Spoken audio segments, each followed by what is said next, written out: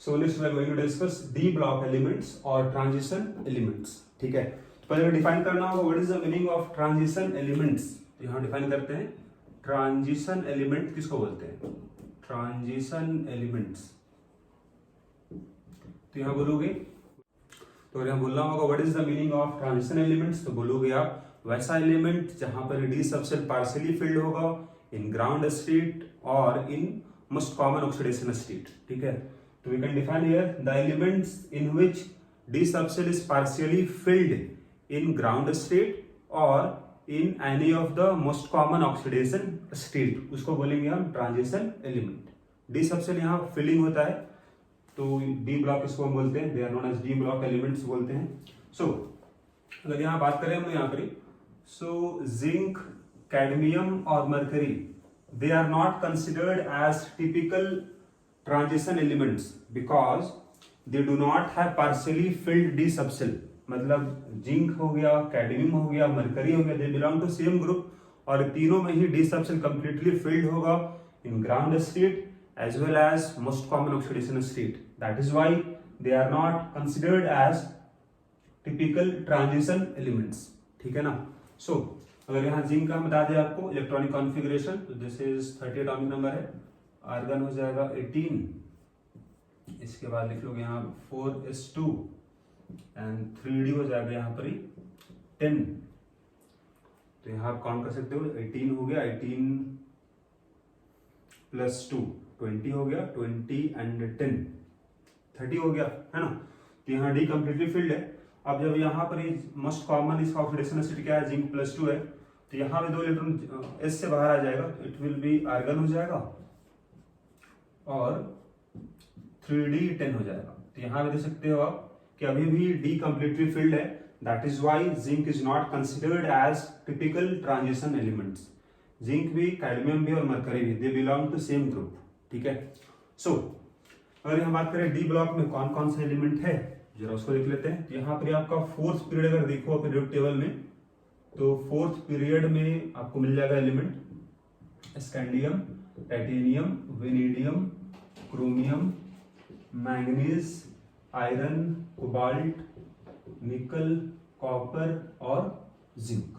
ठीक है, तो this is known as fourth period elements. और इसका एक और भी क्या नाम होगा, they are also known as 3d series. मतलब इस सारे एलिमेंट में लास्ट इलेक्ट्रॉन कहाँ जाएगा, 3d में जाएगा। ठीक है, फिर बात करते हैं फिफ्थ पीरियड। यहाँ पे डी ब्लॉक में एलिमेंट्स है, दिस इज 4d सीरीज इसको बोलते हैं, क्योंकि यहाँ 4d में फिलिंग होता है। सो दे आर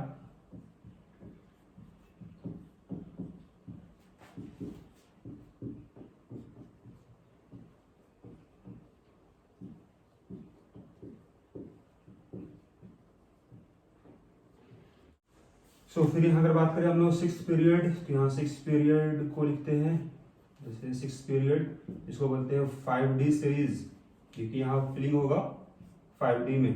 ठीक है, सो यहाँ कौन कौन सा एलिमेंट है,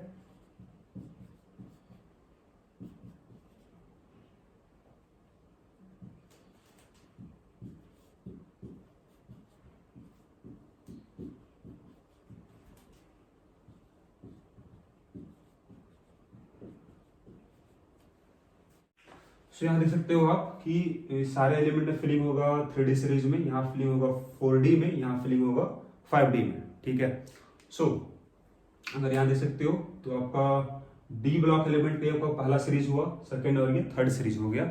सो अगर हम बात करें इसका इलेक्ट्रॉनिक कॉन्फ़िगरेशन का, तो स्कैंडियम में क्या हो जाएगा, हम केवल लिखने वाले हैं आपका आर्गन के, जैसे यहाँ लिखे ना हम लोग आर्गन के बाद, तो हम केवल बाद वाला लिखने वाले हैं आर्गन के बाद। जैसे एक हम बता देना पहले शुरू में स्कैंडियम का, दिस इज हो जाएगा आर्गन, एटॉमिक नंबर इसका होता है 21 होता है, दिस इज 18 हो चुका है। फिर यहाँ होगा 4s2, 18 प्लस 2 20 हो गया, 3d 1 हो जाएगा। ठीक है, अब हम आगे यहाँ देखते हैं टाइटेनियम का, तो टाइटेनियम का हो जाएगा 4s2 और 3d हो जाएगा 2। इसी तरह से हम लिख लोगे बाकी का, बाकी इसका यहाँ पर एक स्पेशल केस होगा क्रोमियम का, this is exception 1, this is 4s1 और 3d होता है 5। क्लियर है, तो मैग्नीज लिखोगे तो दिस इज 4s2 3d 5 होता है। ठीक है ना, so this is configuration. Atomic number होता है इसका 25, 21, 22, 23, 24, 25। 18 हो गया आपका आर्गन में, 18 प्लस 2 20, 20 प्लस 5 25 हो जाएगा। फिर आ गया तो कॉपर का भी यहाँ एक्सेप्शन होता है, दिस इज 4s1 और 3d होता है 10। और जिंक का तो यहाँ लिखा हुआ है ये आपके पास, जिंक का, तो दिस इज जिंक के लिए हो जाएगा 4s2 एंड 3d हो जाएगा 10। क्लियर है। फिर अगर बात करें हम लोग नेक्स्ट वाले का, दिस इज 5th पीरियड में जो आपका बिलोंग करेगा डी ब्लॉक का एलिमेंट, उसमें अगर यहाँ देखो आप कॉन्फ़िगरेशन क्या आएगा तो बिल्कुल सिमिलर आएगा। जैसे यहाँ 4s2 था, यहाँ हो जाएगा 5s2 हो जाएगा, और यहाँ 3d था तो यहाँ हो जाएगा 4d1 हो जाएगा। ठीक है, तो लगभग इसी तरह चलेगा। बस यहाँ जो आपको लास्ट का हम बता रहे वाले हैं 3 एलिमेंट का, उसको जरा ध्यान दो। तो बात करें कैडमियम का तो बिल्कुल ऐसा ही होगा, दिस इज 4s2 तो यहाँ हो जाएगा 5s2, यहाँ 3d था तो यहाँ हो जाएगा 4d10 हो जाएगा। बात करें सिल्वर का तो कॉपर का जो है बिल्कुल उसी तरह का होगा, दिस इज आपको दिस इज यहाँ 4s था यहाँ हो जाएगा 5s। बात करें सिल्वर का हम यहाँ पर, इसका हो जाएगा बिल्कुल कॉपर के जैसा ही, दिस इज 4s1 यहाँ हो जाएगा 5s1, यहाँ 3d10 था यहाँ हो जाएगा 4d10 हो जाएगा। क्लियर है। बात करें हम लोग प्लेटिनम का, तो इसका कॉन्फ़िगरेशन क्या होता है, तो ये थोड़ा इससे अलग होता है, दिस इज हो जाएगा दिस इज यहाँ 5s1 है 4d10 है, तो देयर इज यहाँ 4d हो जाता है 10, और जो 5s यहाँ होता है खाली। ठीक है। फिर बात करें नीचे वाले में तो मरकरी का बिल्कुल सेम हो जाएगा इसी के जैसा, यहाँ केवल हो जाएगा 6s2 हो जाएगा और 5d10 हो जाएगा। गोल्ड का भी सिमिलर होगा सिल्वर का, दिस इज 5s1 यहाँ हो जाएगा 6s1 होगा, और यहाँ 4d था यहाँ हो जाएगा 5d10 हो जाएगा। अगर लिखो आप प्लेटिनम का तो प्लेटिनम का अलग होता है, दिस इज जैसे यहाँ 5s में 0 था लेकिन यहाँ पे 6s में एक इलेक्ट्रॉन होगा, और यहाँ 4d था यहाँ हो जाएगा 5d में यहाँ होता है 9। ठीक है, सो इस तरह से आपका हो जाएगा इलेक्ट्रॉनिक कॉन्फ़िगरेशन। सो अगर आप यहाँ देखो तो इस वाले पार्ट को बोले this is first transition series, second transition series, this is third transition series. So this one is first transition series, this one is second transition series and this one is third transition series. ठीक है, तो पहले आपको यहाँ बताते हैं कैसे इसको आप याद कर पाओगे एलिमेंट को। तो पहले आप सिंपल देखो, scandium, titanium, vanadium, chromium, manganese, iron, cobalt, nickel, copper, zinc, इसको आप याद कर सकते हो विद द हेल्प ऑफ इस तरह से देखो आप, सचिन तेंदुलकर, इससे सचिन हो गया, इससे तेंदुलकर हो जाएगा। Sachin Tendulkar very crazy man for cricket, never cares Zimbabwe.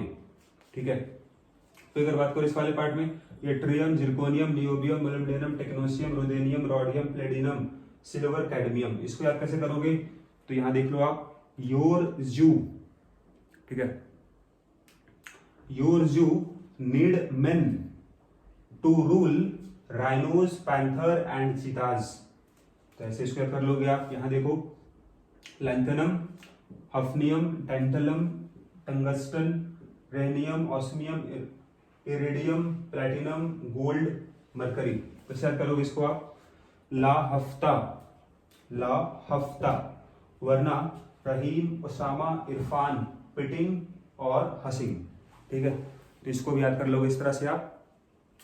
फिर यहाँ अगर बात किया जाए आपका डी सबसेल और जस्ट आपका एस सबसेल जो है, मतलब यहाँ बोलोगे आप कि अगर यहाँ आप नोट ये करो, the difference of energy between n-1 d subcell and ns subcell is very small. That is why there is a possibility of transfer of electron between these two subcell. मतलब इलेक्ट्रॉन आसानी से transfer हो सकता है ये subshell में, क्योंकि इसका एनर्जी डिफरेंस बहुत कम होता है।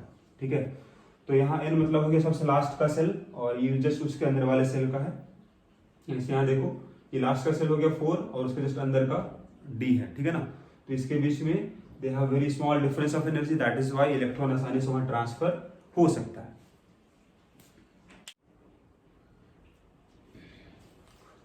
सो हम नेक्स्ट बात कर लेते हैं physical properties of transition element. ठीक है, so next one is physical properties. Physical properties में पहला हो जाएगा एटॉमिक साइज।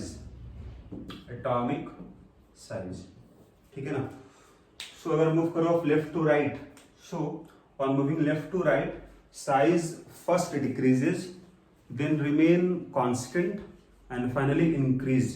तो यहाँ देख सकते हो आप, जैसे हम बात करते हैं फर्स्ट ट्रांजिशन सीरीज का, तो this is scandium, titanium, vanadium, chromium, manganese. तो साइज पहले क्या होगा, डिक्रीज होगा। फिर इसके बाद मैंगनीज के बाद कौन आएगा, आयरन, कोबाल्ट, निकल। यहाँ साइज, यहाँ से यहाँ का साइज लगभग आपका सेम होगा, कांस्टेंट होगा मतलब। फिर निकल के बाद कॉपर, जिंक में साइज यहाँ पे क्या हो जाएगा, इट विल इंक्रीज। ठीक है, ऐसा क्यों, यहाँ बोल सकते हो आप। तो अगर बोलना होगा आपको यहाँ से यहाँ साइज जो आपके पास डिक्रीज करेगा, सो ये सेम ऑर्डर मेंटेन होगा आपका। This is first transition series, second transition series में भी सेम ऑर्डर होगा, थर्ड में भी सेम ऑर्डर होगा। ठीक है, सो अगर मूव करोगे आप लेफ्ट टू राइट में, पहले साइज डिक्रीज होगा, फिर लगभग कांस्टेंट होगा, फिर आपका इंक्रीज कर जाएगा। ठीक है ना, ये तो बात हुआ लेफ्ट टू राइट वाले में। अब इसका रीजन क्या होगा, यहाँ बोल सकते हो आप पहले वाले केस में कि यहाँ से यहाँ तक आपका डी में फिलिंग जब हो रहा था, तो यहाँ तक कंप्लीटली हाफ फिल्ड हो चुका है आपके पास है। तो पहले जब डी में कम इलेक्ट्रॉन था तब क्या था कि इफेक्टिव न्यूक्लियर चार्ज, अगर हम बात करें इसका फॉर्मूला क्या होता है इफेक्टिव न्यूक्लियर चार्ज का, this is Z minus sigma होता है।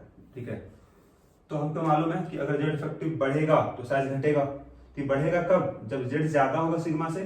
तो यहाँ से यहाँ तक के लिए बोलेंगे हम जेड का वैल्यू ज्यादा होता है सिग्मा से, दिस इज स्क्रीनिंग कांस्टेंट या शिल्डिंग कांस्टेंट।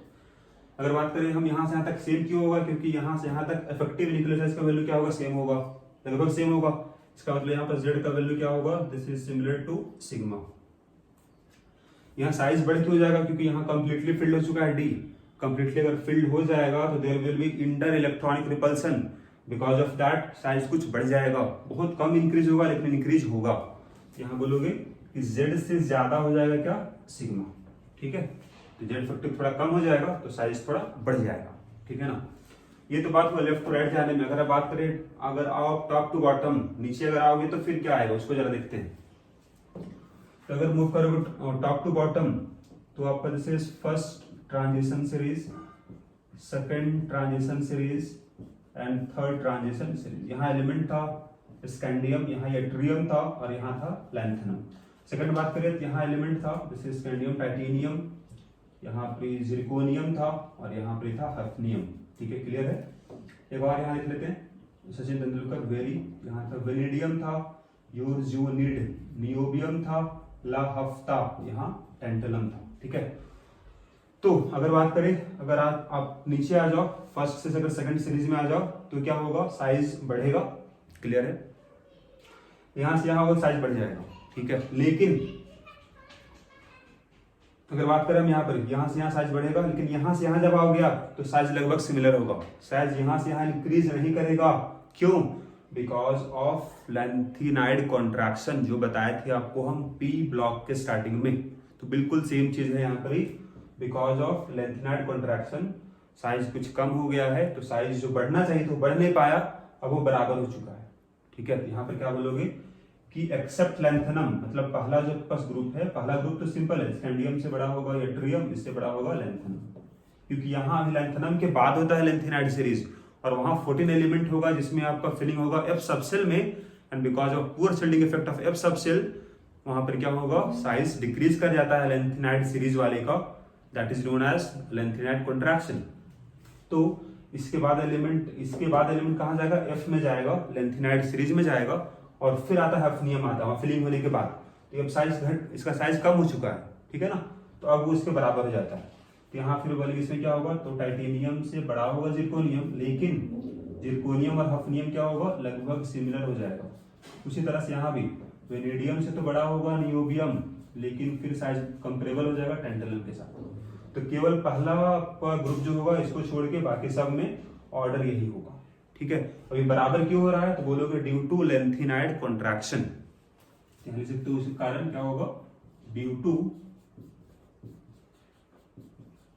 लेंथिनाइड कॉन्ट्रैक्शन, इसी कारण आपका दोनों बराबर हो गया। ठीक है, ये हम डिस्कस कर चुके हैं, एक बार आप फिर से एक बार पी ब्लॉक में देख लेना लेंथिनाइड कॉन्ट्रैक्शन में क्या बताए थे आप लोग को हम। तो यहाँ हम नेक्स्ट बात कर लेते हैं second one, this is ionisation energy. Ionisation energy. ठीक है, ये क्या होगा? तो अगर बात करें इसके बारे में, यहाँ पर आयोनाइजेशन एनर्जी क्या होगा? आपको मालूम है आयोनाइजेशन एनर्जी और साइज में क्या रिलेशन होगा? दे आर रिलेशन अपोजिट का होगा, they are inversely proportional to each other, और साथ में this is proportional to Z effective. जितना ज्यादा होगा जेड इफेक्टिव उतना ज्यादा होगा आयोनाइजेशन एनर्जी। ठीक है, अगर बात करें हम लेफ्ट राइट अगर मूव करो आप, तो कैसे इसका चेंज होगा वैल्यू, उसको जरा देखते हैं हम लोग। तो हम बोले साइज घटता है, साइज घटता है, इसका मतलब क्या होगा? इसका वैल्यू बढ़ेगा। यहाँ बोलोगे first ionisation energy increases on moving left to right. फिर क्या बोले, साइज आपका कांस्टेंट हो जाएगा, तो वहां पर इसका वैल्यू भी क्या हो जाएगा? लगभग कांस्टेंट हो जाएगा। फिर लास्ट में क्या है, इसका वैल्यू बढ़ जाएगा, लेकिन आयोनाइजेशन एनर्जी का वैल्यू अगर बोले हम वहां पर क्या आएगा, तो वहां पर फिर से वो बढ़ जाएगा। क्यों बढ़ जाएगा? क्योंकि अगर आप बात करो लास्ट वाले कॉपर जिंक में, तो वहां पर कंप्लीटली फिल्ड सबसेल था, तो because of completely filled subshell ionisation energy क्या हो जाएगा? बढ़ जाएगा। तो यहां बोल सकते हो आप कि on moving left to right, on moving left to right, ionisation energy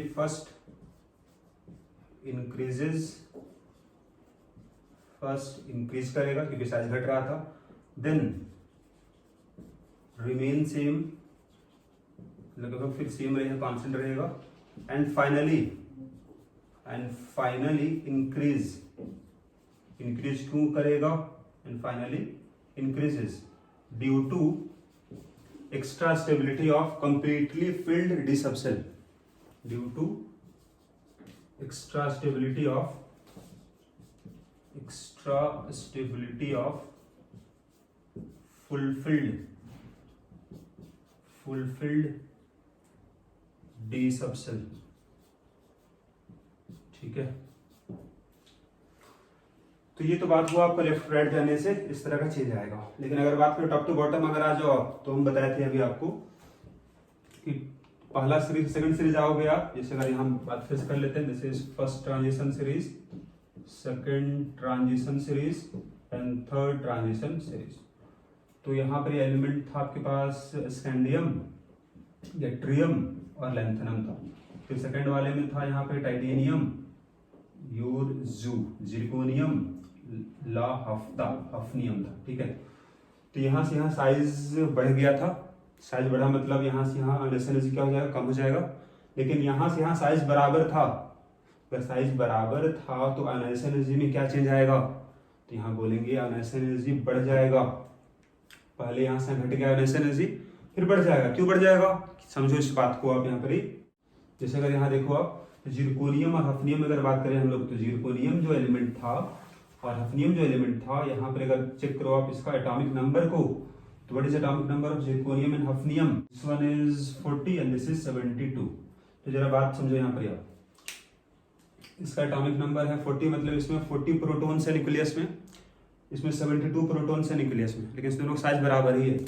समझ लो यहाँ पर साइज दोनों का बराबर है। एक में चार्ज है +40, एक में चार्ज है +72। आप सोचो जरा, अगर यहाँ इलेक्ट्रॉन है सेम डिस्टेंस पर, तो कहाँ से इलेक्ट्रॉन निकालना आसान होगा? यहाँ से।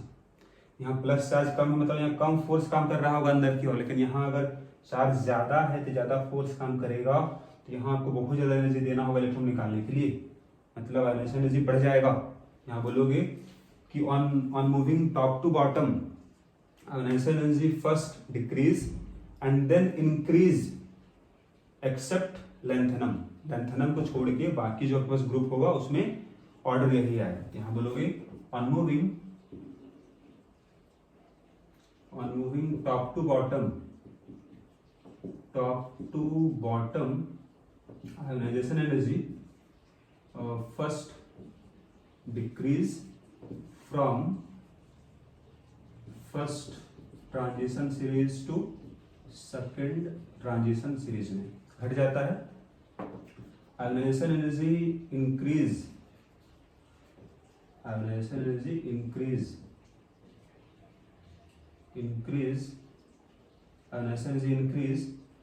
from second transition series to third transition series। ठीक है, तो यहाँ से यहाँ मूव करोगे तो बढ़ जाएगा, यहाँ से यहाँ घट जाएगा। क्लियर है? तो अगर बोला जाए आपको कि कॉपर, सिल्वर और gold they belong to same group, है ना, तो क्या ऑर्डर होगा इसका? What is the order of ionization energy? तो क्या बोले, यहाँ से घट जाएगा, मतलब सिल्वर का कम होगा, सिल्वर का कम होगा, इससे ज्यादा होगा कॉपर का, इससे भी ज्यादा हो जाएगा गोल्ड का। ठीक है, फिर अगर यहाँ आप कंपेयर करो कि आयोनाइजेशन एनर्जी आपका एस ब्लॉक एलिमेंट से डी ब्लॉक एलिमेंट का क्या रिलेशन होगा, कम होगा या ज्यादा होगा? तो यहाँ बोलोगे आप ionization energy of D block elements are more than S block elements.